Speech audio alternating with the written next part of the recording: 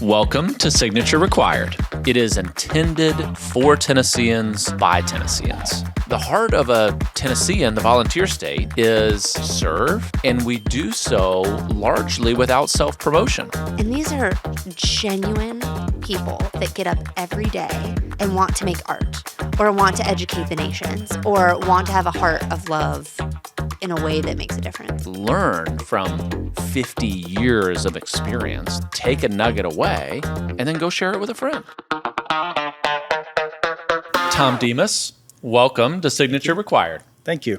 We are not in our normal studio here. We are here in Chattanooga at the 50/50 Wine and Martini Bar. We're on the road to come and talk to you about all things Tennessee Aquarium. We're going to have a good time today. I can't wait. You have an incredible title, okay? You are the vice president at the Tennessee Aquarium, but you are chief husbandry and exhibits officer there. That's right. Which is just fantastic right away. I feel like your title in a game of two truths and a lie would really serve you well. So do you just lead, like when people are like, what do? Do you say, oh, I work at the aquarium, and you kind of talk your job description, or you say, I'm chief husbandry, and just like leave it right there? Yeah, no, I'm totally, I work at the aquarium kind of guy. I don't want the attention on my title, so I tend to stay away from it. Well, I'm going to encourage you to lead instead with chief husbandry and just leave it there and then make them dig for more. So I'm going to dig for more because what I have now is that you're chief husbandry, and I could take that in a lot of different directions. So tell me what chief husbandry and exhibits officer at the Tennessee Aquarium, what do you do? Pretty much everything. We don't do finances.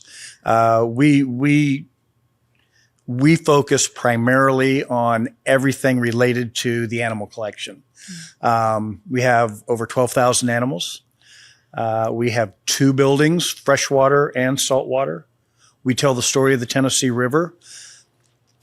We have a department that's not reflected on that, our operations department, that they're not the maintenance crew. We have an amazing maintenance staff that doesn't report to me, but the operations crew does report to me, and they're the folks that run the lights, they run the pumps, they make sure the big filtration systems are functioning, they backwash them, they clean them. They're there 24/7, 365. They're always there. So when you think about what does it take to keep a critter, the folks that I work with are the ones that do everything: veterinary, diving, animal husbandry, which is the care of an animal, breeding, whatever. So yeah, everything related to taking care of the animals. How long have you been there? It'll be 28 years in March.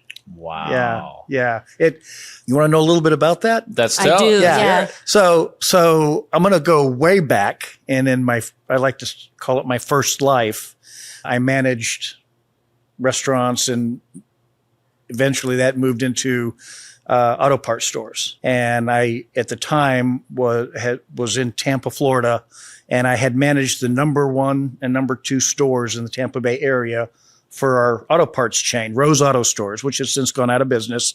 I like to think it's because I left. And we got held up at gunpoint. And it was scary as it happened, but the way we were treated by the company afterwards, I just realized, this is not where I'm headed. So I went back to school. Fast forward quite a few years, I take a job in Chattanooga, and I think to myself, I don't know anything about the Tennessee Aquarium, and I know less about Chattanooga. 3 years, 5 years max. I'm going to get some experience. I'm going to be out of that hole. So what made you stay for 28? It's not a hole. I absolutely love the city of Chattanooga. It's one of the best places I've ever been. It's definitely the best place I've ever lived. And the Tennessee Aquarium, hands down, has been the best organization I've ever worked for. We're not perfect. My head's not in the clouds. We have things I want to see change and do better, but it is clearly the best organization I've ever worked for. They take care of staff. They take care of the animals, and they take care of the guests, and it's wonderful. I don't want to bring up a sensitive subject, but holding up an auto parts store at gunpoint, did they want the cash, or did they want auto parts, or both? It's a great story. You have not lived until you've hit someone in the head with a gallon of antifreeze. Wait. It is very exhilarating. I need to tuck in for a second. It's very exhilarating. Wow. Yeah. From the beginning, please. Okay. So these two gentlemen came in, and it was late one evening. I think it was in the fall, actually, and it was dark outside. And they spent, I don't know, 15 or 20 minutes picking out a quart of oil. So myself and two other workers were there putting away merchandise. They went up to the register, and one of our guys, Walter, went up there, and they set their quart of oil down in a $5 bill. And Walter rang him in, and the minute the drawer opened, kid pulled out a gun and put it at Walter's face and said, "Lay down." Now, we were trained. Give them what they want. We had carried the register out and put a bow on it. You know, there was no hero here. Walter, when he heard "lay down," thought they were going to execute him. And Walter got scared and panicked. And Walter spun around and grabbed the gun. I hear the commotion and go run into the front and see Walter in the fight ensuing. And as I go by, I picked up a gallon of antifreeze. And the one guy is being pulled over the counter by Walter, and his partner's trying to pull him back. And I come running up with this gallon of antifreeze, and I roundhoused.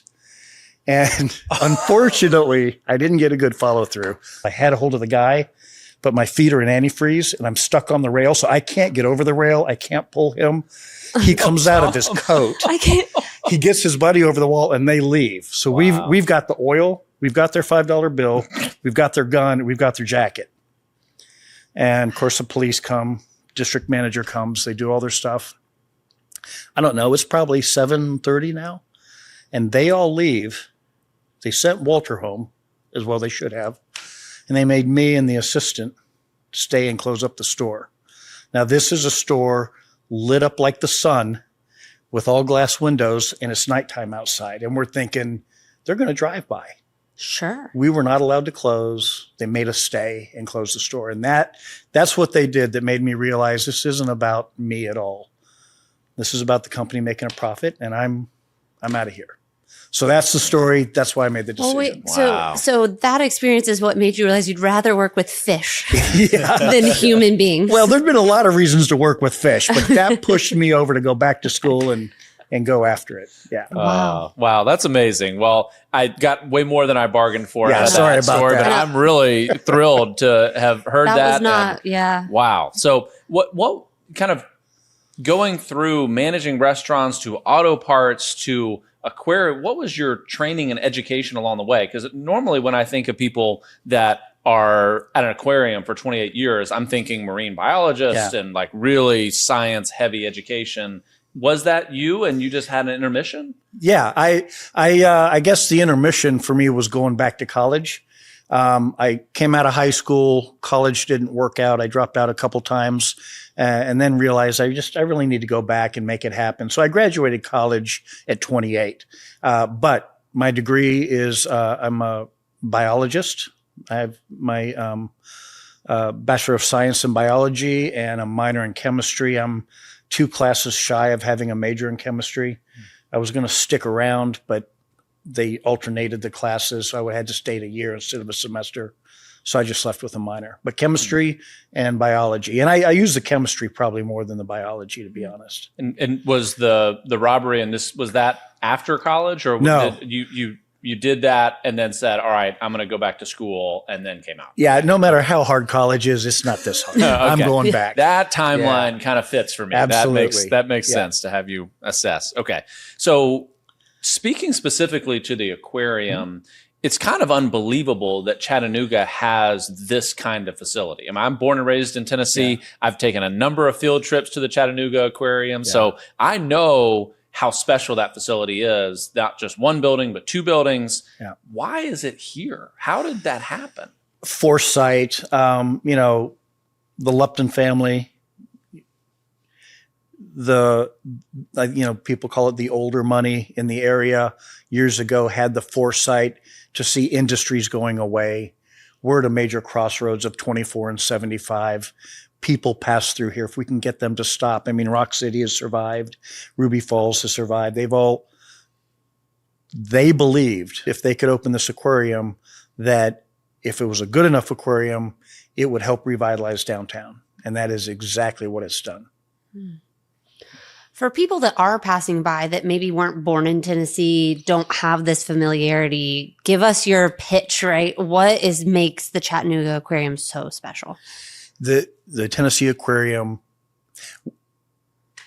I go to conferences, I visit other facilities, and when people find out I'm from the Tennessee Aquarium, they always say, that's my favorite aquarium. And I'm not talking about people on the street. I'm talking about people that do what I do.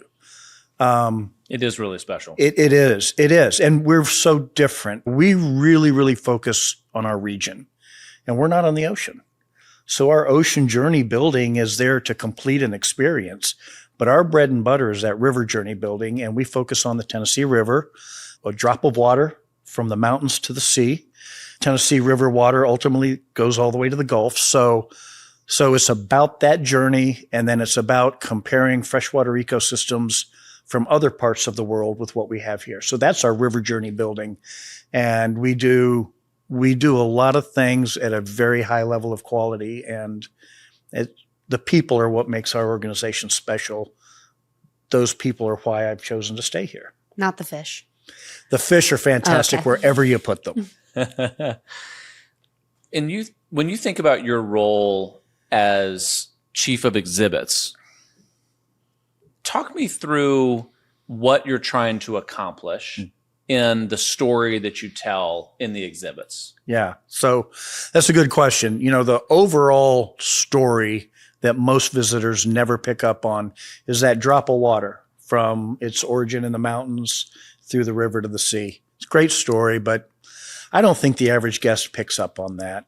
But when it comes to the individual exhibits, 98% of our exhibits are a geographical location, and we try to tell the story of that location. So when you look in there, it's not an amalgam of pretty animals or pretty fish, pretty plants. It's plants and animals from that region.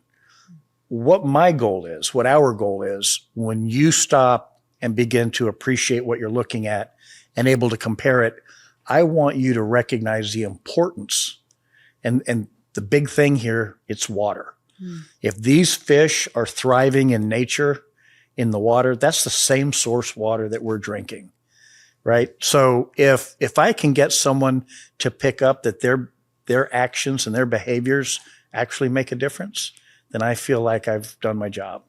That's what's important. Just as we're talking about the facility itself, can you mentioned earlier about the maintenance crew that's there. Sure. I can't keep an aquarium that is just like 50 gallons clean. I can't keep anything alive in there. The whole work, the pumps break. Yeah. I can't imagine. You might get some judgment over here. Yeah, we can't even keep a small goldfish tank alive. Please don't judge us and leave this podcast right now. Yeah. So what really is behind the scenes there? Because I would imagine the cost and the maintenance of that, and you can't have it go wrong, right? Because you have something go wrong and you've got animals that are dying. Absolutely. And we don't have a product for our guests to come in and see. Yeah. So we've got to be spot on. So it's a multifaceted team. Maintenance specifically, they're the ones who will replace pumps, rebuild pumps, replace lights, install lights, all that mechanical stuff. The husbandry team, the folks that take care of the animals, they're the ones inside the exhibits, cleaning the windows, vacuuming the gravel. You know how you're taking home, you have a little gravel vacuum? Yeah. So we build big ones with pumps, and we go in on scuba and we vacuum the bottom of just like you do at home. It's just on a much grander scale. One thing we have in our favor, the larger the volume of water, the more stable it is. Okay. Right? It's going to change temperature slower. It's going to change pH slower. So that is something that's nice. The bigger it is, the more stable it is. Having said that, now you're steering a ship, not a speedboat. So when things start going south, it can be bad. So the trick is stay on top of what you need to stay on top of. The operations team I mentioned, they're the ones that keep an eye on flow rates, temperatures, as well as husbandry keeps an eye on those as well. And they're the ones that do the backwashes on all the giant filters. We have filters that would fill this room up. So yeah, and so it's do your maintenance, do your homework. Cleanliness is next to godliness in keeping fish at home or at an aquarium. And you have to have a watchful eye and look for animal behavior, look for changes in behavior, general health, that kind of thing. So you mentioned diving. So is a huge portion of your team dive certified? Is that a big part of what it takes to be in husbandry? Yeah. So our husbandry staff is broken into two groups. There's the aquarists that take care of the aquaria. And then there's the forestry staff that do plants, turtles, lemurs, all the other stuff. So all the aquarists are scuba certified. Several of the operators are scuba certified. Several of the maintenance staff are scuba certified. A few of the forestry staff are scuba certified. And then we have I think right now we're running about 150 volunteer divers that come in and do basic cleaning maintenance for us every day. They scrub the rock work, the artificial rock work. They clean windows. We've trained them to do dive programs with our guests where they chat with the guests on a full face mask with communications in it. And then they also will do a feeding and feed some of the fish. Because when you've got fish that eat on the bottom and fish that eat midwater and fish that eat at the top, you can't get food to everybody just throwing it in. You got to put someone in to make sure they're getting what they need. That's amazing that you have 150 volunteers. Like there's a lot of really compelling nonprofits out there that struggle to get 5 people to show up. Now you're talking hundreds of people and they're cleaning some nasty stuff down there. Now they're getting to do some cool things too. How do you do that? Is it just people that are so passionate? I mean, what's the pitch for that? Well, first of all, we have, a lot of volunteer opportunities, probably right now running around 250 volunteers total.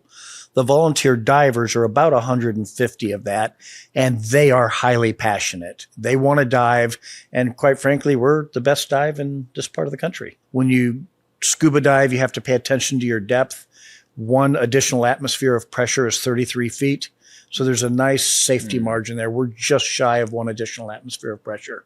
So that's, at the end of the day, probably helps on the insurance premium. A little strategery. A little strategery. For you. Okay. Yeah. All right. So let's go to the exhibit. So what is a favorite exhibit? What's just an exhibit that was a disaster? Walk me through those. Yeah. Let me tell you the disaster first. All right. So we have a gallery we opened. It was before the pandemic. I guess it would have been 2018, I think. And it's called Island Life. And, this was all done in-house. We came up with the concept. We designed the layout, everything. And we decided we wanted to do flashlight fish. Flashlight fish are super cool. Indo-Pacific region, little fish. They live quite deep. There's 2 species that have pockets below their eyes. And in these pockets live bacteria that bioluminesce. And one species of flashlight fish, it's open all the time, so they're glowing all the time, and then it'll close and reopen like it blinks. The other species is closed all the time, and then it'll open and close. So they're like strobe light fish. They are, and they blink. It's like a rave. It's really cool. So they need dark. So we put this exhibit in and we created this hallway you would go through. And the goal was to have it dark enough for the fish, just enough light so the guests could get through. Okay. I don't think anyone really got hurt, but it was so dark in there. I'm surprised no one broke their neck or ankle or something. Meanwhile, it was way too bright and all the fish were huddled down in the corner. Oh, no. It was terrible. Nobody was happy. The fish weren't happy. Nothing. It was a colossal failure, but we saved it. We brainstormed it and we built this wall in front of it. So now we can brighten up the walk space, and in the wall are holes with curtains. And you put your head in the hole and move the curtain. The fish are in total darkness. And now you can see the flashlight fish swimming about the tank and blinking and doing their thing. So we pulled ourselves out of it, but it took a few months to get it resolved. Well, that was amazing. Scrappy. Yeah. Well, and you build all your own exhibits, right? And yeah, so we hire contractors a lot of times to actually build the tank or do the rock work in it, but it's all based on our designs. Wow. Yeah. And then what's the feature exhibit that is just can't miss it? In my opinion, this goes back to our bread and butter and the fish we have here locally. It's in our Ridges to Rivers gallery, which kind of looks at animals in our region, not necessarily Tennessee, but regional animals. And we've never been able to show streamfish, the little guys, very well. And they have this really incredible behavior. There's one fish in particular called a river chub that will swim around and he'll pick up these rocks and he'll build this big, beautiful mound, and he gets these little white bumps all over his head.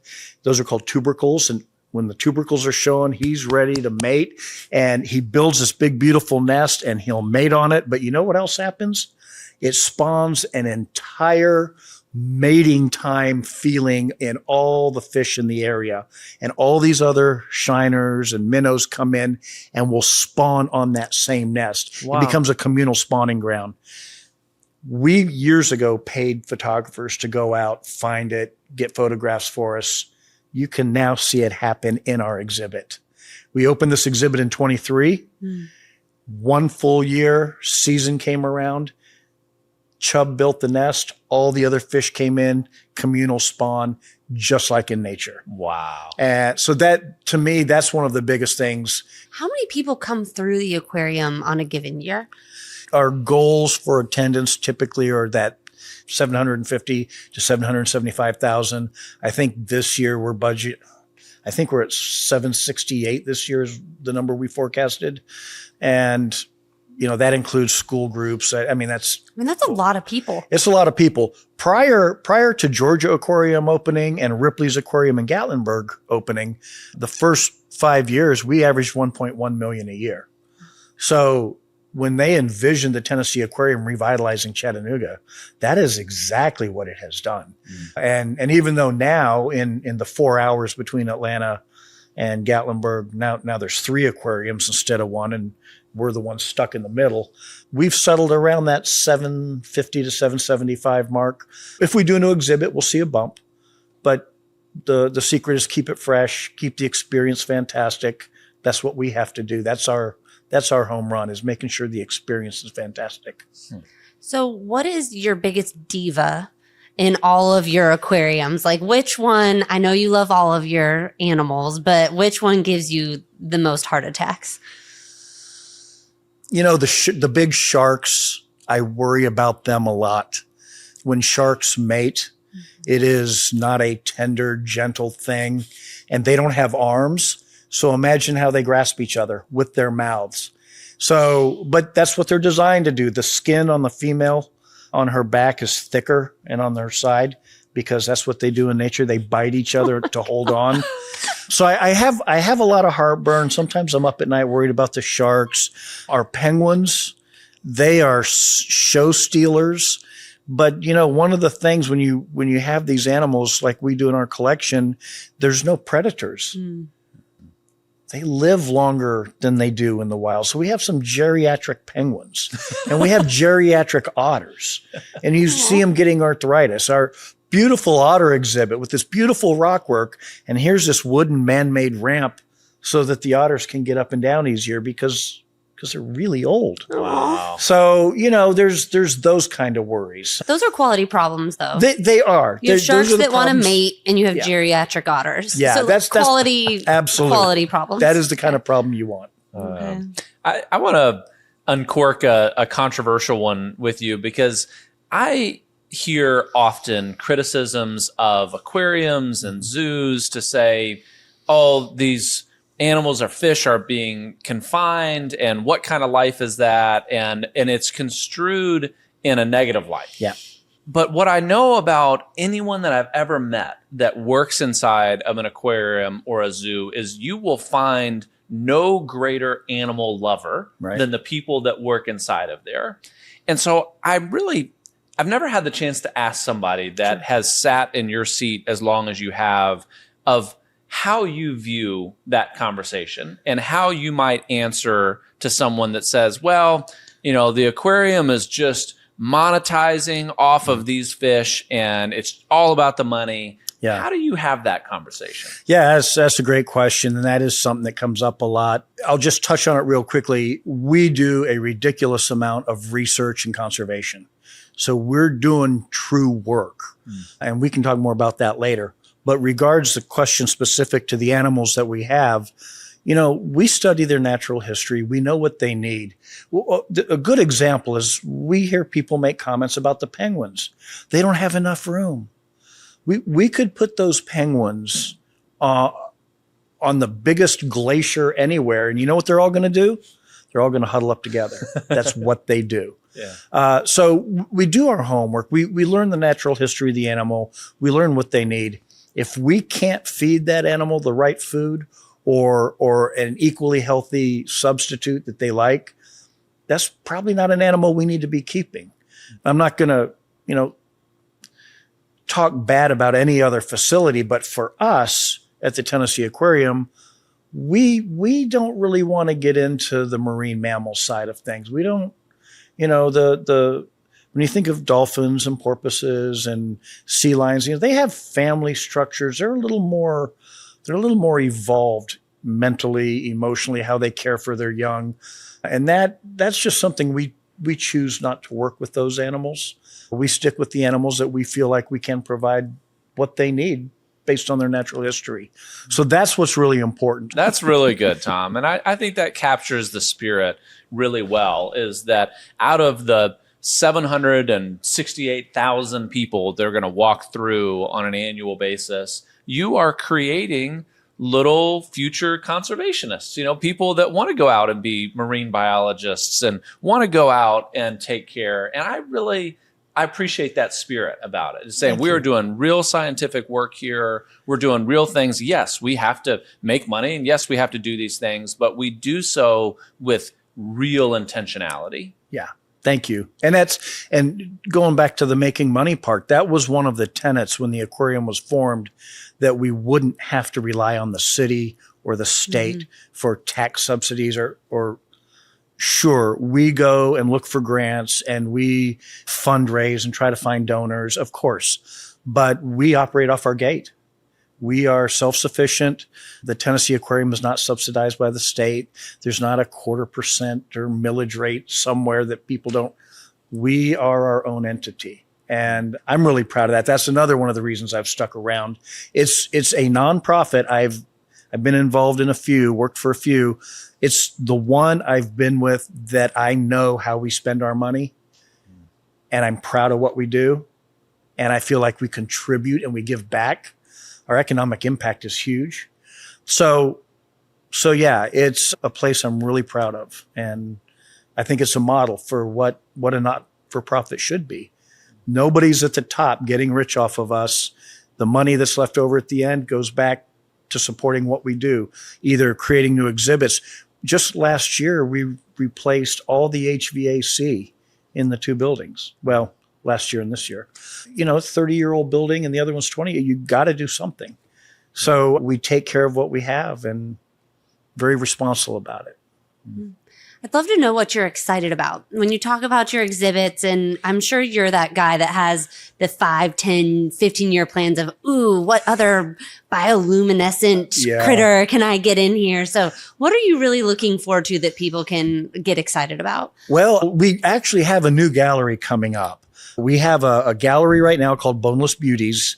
That is Boneless Beauties. Boneless Beauties. That's amazing. It's all invertebrates, and it's a little long in the tooth. It opened in 2005 when Ocean Journey opened, and this is one that we've fully developed in-house. Next March, we don't have an opening date yet, but Scuttlebutt Reef. Do you guys know the word scuttlebutt? Do you know what a scuttlebutt is? Tell me. This is awesome. So back in the old sailing days, they had a wooden vessel that held fresh water for the sailors to drink. That is a scuttlebutt. So when they would go back to get their water, of course, everyone would have their little gossip, water cooler talk. That's what scuttlebutt, rumor, that's where that comes from. Yeah. So Scuttlebutt Reef is a fictitious place that allows us to do each exhibit within that space can be from anywhere.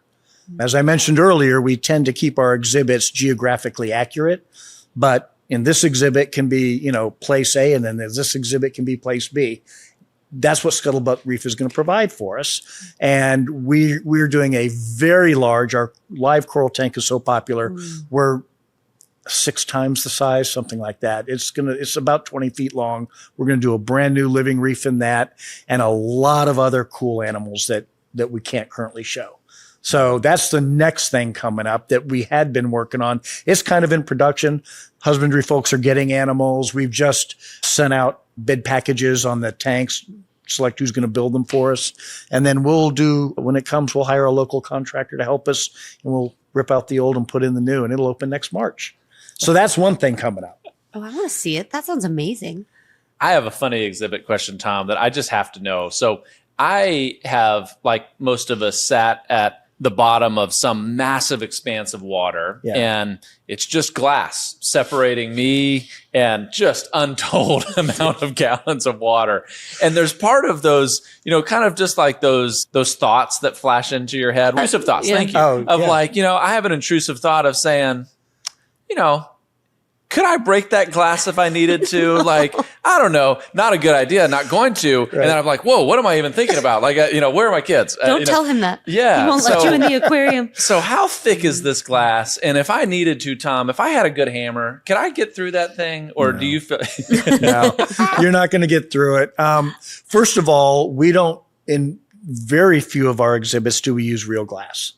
Okay. Almost all of it is acrylic. Okay. That makes sense. Yeah. And the thickness of that acrylic depends on the depth of the water because of the increased pressure. The deepest windows in our largest tank, which is 32 feet deep, I think we're running about 14 to 16 inches thick. Okay. Acrylic. Yeah, wow. Acrylic. So it's well over a foot. And so they're very large. The problem with acrylic is it's softer, so it can be scratched, and we have to polish it because people, inadvertently, I'm sure, scratch them up. Animals. Or on purpose, just to make you mad. Or on purpose, yep. Animals on the other side, the alligators, they don't know, they claw it, and so we have to get in periodically and repolish those. But the good news is it's very, very strong, and it's very forgiving. So it's not going to shatter. It's not going to rupture. It's not going to spider like a car windshield and fall out. That's not going to happen. That's the stuff of movies. Okay, well, that's good. I can put that intrusive thought You can put it away. To bed. You'll be fine. What about your all's water consumption? Like, is it just constantly new water that's coming in? I know you all are filtering it, but like, what about your water and gallon consumption? I can't imagine what you all use. We do use a lot of water. I don't have that number in my head. We do use a lot of water, but no, all of our exhibits are recirculating, and all of those filters we talked about have a biological component to them. They grow bacteria in them that works like the bacteria in your septic tank. So like for us, our metabolic waste is ammonia, and then our body puts it together and makes urea, and we urinate.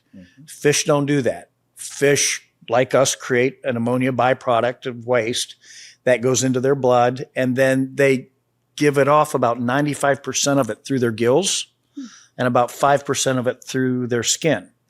So, and it's a kind of a passive diffusion. So what that means is the amount of ammonia dissolved in the water has to be less than the amount of ammonia in the fish, or the fish can't get rid of it and they poison themselves. That's why when you start your fish tank at home, you do it slowly. You're letting the bacteria grow to keep up with the waste. So what breaks down into ammonia besides the fish urine? Food you put in there, any kind of organic matter, the algae grows, you scrub it, it falls off and dies. That's adding ammonia to the water. So we're relying on this biological component to convert the ammonia to nitrite, and then other groups of bacteria convert the nitrite to nitrate, which nitrate is a wonderful fertilizer. So that makes the algae want to bloom. So we do have to do water changes to help manage the nitrates. But it's not like it's a flow through. Everything is recirculating, renewing itself. In the case of our largest marine tank, when we backwash that water to clean the filters, we recover it and we clean it. We sample it, check all the primary components we know to look for, supplement what's low, and then we reuse that water. So yes, we do use a lot of water, but our goal is to not use it if we don't absolutely have to. That is so neat. I'm learning all kinds of things. That makes total sense. Like the ammonia levels of saying that's got to be the water level has to be lower so the fish can diffuse. And that makes total sense. And probably if you pulled out one of those filters, if you didn't know what you were looking for, you'd probably look at it and say, that's the grossest, most disgusting filter imaginable, but that's actually what it's supposed to look like because you need to be growing the type of bacteria to be able to go through it. Exactly right. This is exactly why we wanted to have you here, Thom. This is amazing. I feel ready to open my own aquarium, Thom. Awesome. Oh my gosh. That sounds fun, but maybe we wait a beat. Thom, this is so fun to get to talk to you. I feel like that I'm just like at a field trip where I get to ask a guy that knows so much, all the questions, and I haven't even come close to stumping you. I tried to get you with like the glass question and all the rest, but I mean, you're unstumpable on all this. And that speaks to how much you care. And that's consistent with what I was talking about earlier, that to get to know someone that has dedicated a significant portion of their lives to this mission, your passion for this shines through in a great way. And I think Chattanooga as a whole has been a huge beneficiary of having the Tennessee Aquarium here. It has transformed downtown, and I've gotten to see it since a kid. And so one tradition that we do at the end of every podcast is I read 3 sentences. They have a blank at the end, and you just fill in that blank with a word or a couple words that come to mind. All right, you ready? I'm ready. Here we go. One thing people don't realize about aquariums is blank. One thing people don't realize about aquariums is the level of effort that goes into creating something that looks so natural and effortless. You know, a lot of people have a fish tank at home and think, oh, this is pretty easy. We often have species that want to eat each other. That's what they do. So how do I keep those together and keep them from eating each other? There's a lot of effort. Understanding natural history of the animal. What do they prefer? What do they like? How do I keep them satiated to the point they don't want to hunt, yet they don't get overweight? Because when they gain weight, they have a lot of similar problems that we do. Their health goes down. And then think I have to put my sharks on a diet. What do you think they're going to do then? Then they're going to want to eat everybody, right? So the amount of work that goes into managing it is it's not rocket science, but you got to know what you're doing, and you've got to be willing to learn. You've got to be willing to ask for help. That's interesting. That feeds into the volunteer piece and all the stuff. And you all do a great job of creating community around that. Okay. Number 2.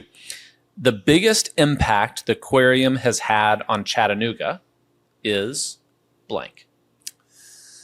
The biggest impact the aquarium has had on Chattanooga is revitalizing the city and the industry. And I put quotes around that because tourism is an industry. Chattanooga was more manufacturing back in the day. And as that changed, I feel like the tourism has come in and supplemented what we lost from a financial perspective. At our 5-year anniversary, 138 new businesses had opened in the downtown area adjacent to the aquarium. Wow. 138 new businesses. I mean, that is huge impact, right? So, yeah. That is an incredible stat. I love that.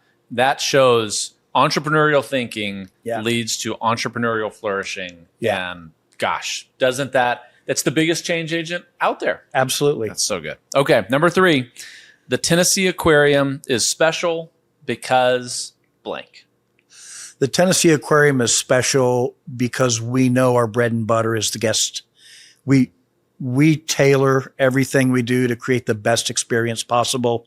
Being stuck between 2 really good aquariums, we're never going to be the biggest. We're never going to be the one more convenient to Gatlinburg and where everyone wants to go travel and spend a long weekend. We're stuck in the middle. We make sure when you come to our aquarium, you have the best experience possible.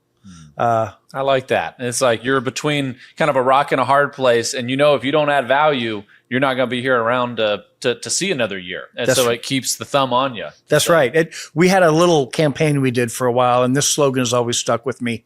Bigger is not better. Better is better. So we just try to be better constantly. Thom, this was so fun. I really, really enjoyed this. Thank you for sharing a little bit about your daily life and why you have spent so much time pouring into the community, the aquarium, and just sharing a little bit with us to bring it to life. This was super, super fun. It's my pleasure. I've really enjoyed it. Thank you both. Thank you.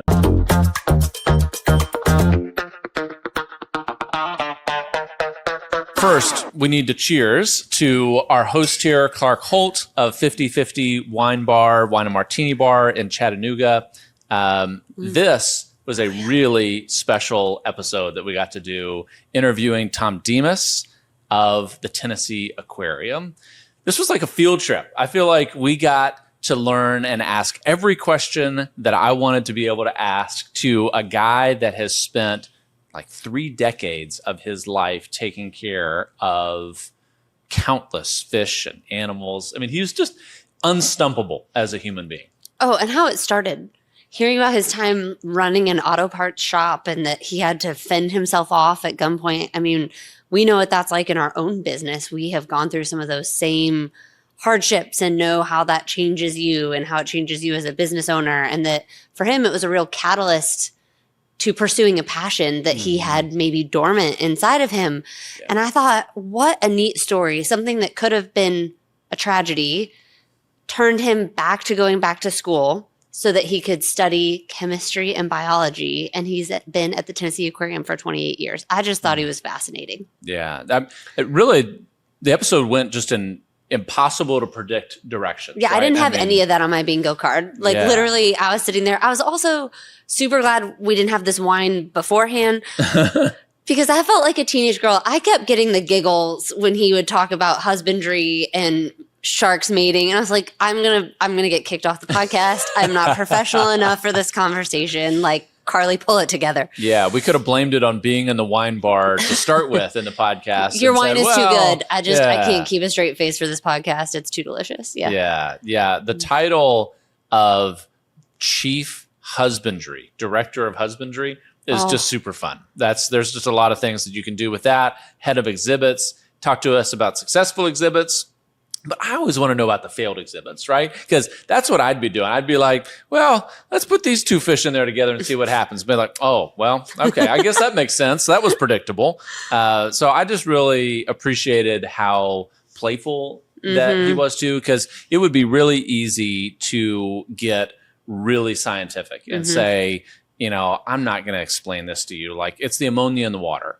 And it's like, none of us know what that means. Sure. And so the fact that he was so willing to teach, that is the heart posture that I hope that we never lose, that we can always go back to put ourselves in the shoes of what it was like to be a baby entrepreneur, what it was like to get the first bank loan, what it was like to take care of the first customer. The moment that you lose sight of that, it's all lost. I was amazed at how well he embodied the culture of the Tennessee Aquarium. He didn't start the place. He didn't put $1 into it himself to build the place. But gosh, did he ever embody what it meant to take care of a building, to be a steward of animals and of guests. And it just came through in a great way for me. Well, it's definitely going to go down as one of my very favorites.